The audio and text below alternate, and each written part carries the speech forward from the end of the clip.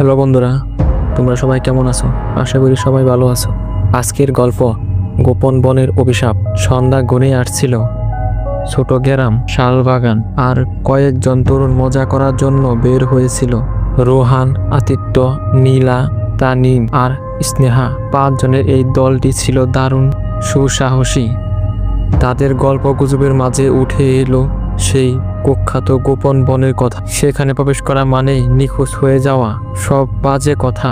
গ্রামের বুড়োরা আমাদের ভয় দেখানো এসব বলে। রোহান বলল, চলো একবার দেখে আসি। আদিত্য প্রস্তাব দিল। সবাই মিলে হাসতে হাসতে বনের দিকে হাঁটতে শুরু করলো। বাতাস হঠাৎ থমথমে হয়ে উঠল, যেন বন নিজেই ওদের আসতে দেখছে।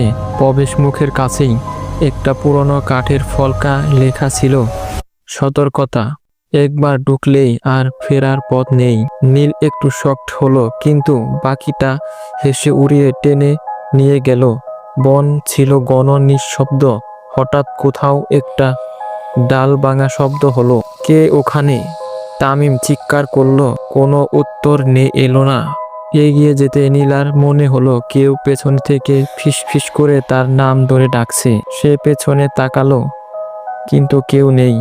ভয় জমতে শুরু করলো সবার মনে। হঠাৎ স্নেহার আতঙ্কে চিৎকার করে উঠল। সবাই ঘুরে দেখে সে থরথর করে কাঁপছে আর এক জায়গায় ফ্যাল ফ্যাল করে তাকিয়ে আছে। সেই দিকে তাকিয়ে রক্তহীন হয়ে গেল ওদের একটি বিড়াল। কালো ছায়ামূর্তি গাছের আড়াল থেকে উকি দিচ্ছে। দৌড়ে রোহান চিৎকার করতেই সবাই এদিক ওদিক